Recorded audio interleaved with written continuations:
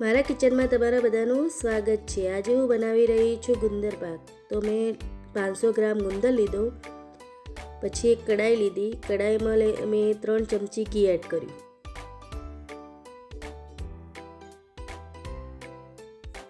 અને પછી અંદર મેં બદામ ઉમેર્યા, કાજુ ઉમેર્યા અને અખરોટ ઉમેર્યા। જે બધાને મેં ધીમા ધીમા તરફે ફ્રાય કરી દીધા।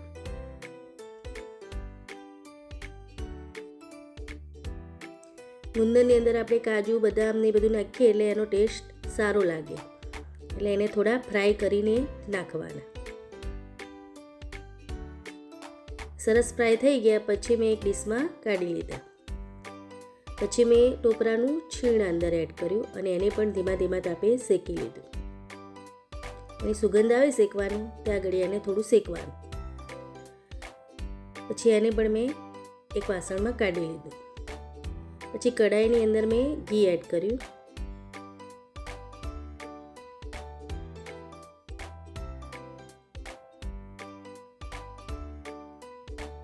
પછી મેં અંદર લગભગ 500 ગ્રામ જેટલો ગોળ એડ કર્યો। એને ધીમા ધીમા તાપે આપણે ઓગાળી નાખવાનું।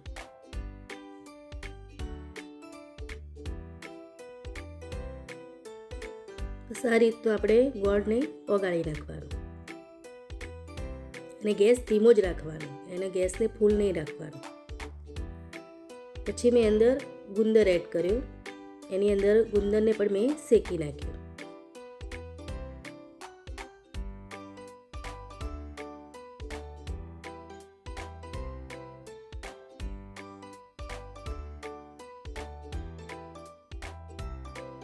એ સરસ શેકાઈ ગયું ગુંદર પર।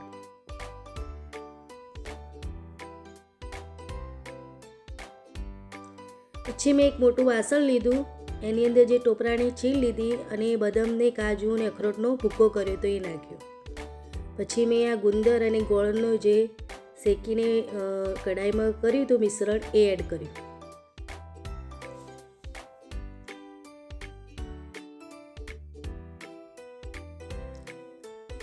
પછી મેં બધું જ મિક્સ કરી નાખ્યું। ગરમ હોય એટલે આપણે ચમચીથી જ એને મિક્સ કરવાનું। પછી મેં અંદર સૂંઠનો પાવડર નાખ્યો અને એક કંઠોળાનો પાવડર નાખ્યો। પછી ઘી એડ કર્યું। ઘી લગભગ મેં આ ગુંદની અંદર બધું એડ કરતાં 500 ગ્રામ જેટલું ઘી એડ કર્યું મેં। આમાં 500 આપણે ગુંદ લઈએ તો 500 ગોળ નાખવાનો અને 500 ઘી નાખવાનું, એટલે આપણો ગુંદર સરસ થાય। પછી મેં ખસખસ એડ કરી અને પછી થોડું ઠંડુ થયું એટલે મેં હાથેથી બધું જ મિક્સ કરી નાખ્યું।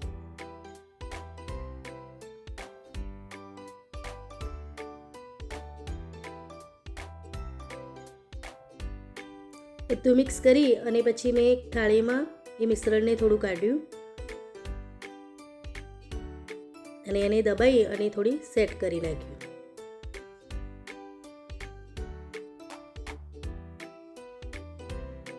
અને એની ઉપર મેં થોડી ખસખસ ઉમેરી।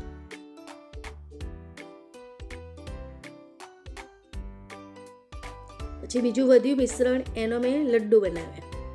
તો મેં એક એક કરી અને લડ્ડુ બનાવ્યા।